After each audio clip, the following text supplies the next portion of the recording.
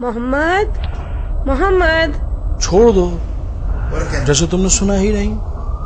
मोहम्मद, मोहम्मद, मोहम्मद। मोहम्मद तुम यहाँ हो? क्या तुम्हें मेरी आवाज नहीं आई? क्या आपने बुलाया था?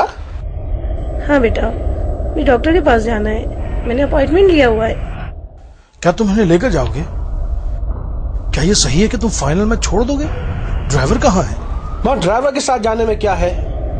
बेटा ड्राइवर तुम्हारी बहन को लेने गया है। बस 1 मिनट, जैसे ही मैच खत्म होता है। ठीक है, मैंने बड़ी मुश्किल से अपॉइंटमेंट लिया है। ये बहुत जिद्दी है, इनसे कहो कि टैक्सी लो और मेरी जान छोड़ो। माँ, आप टैक्सी क्यों नहीं ले लेती?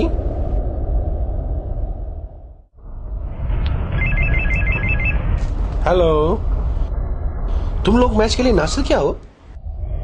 ठीक है, मैं आ रहा हूं।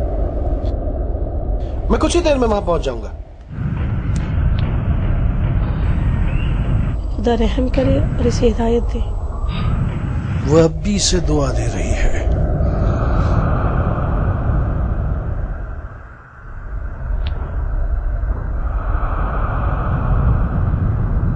जन्नत को भूल जाओ और फुटबॉल मैच देखो।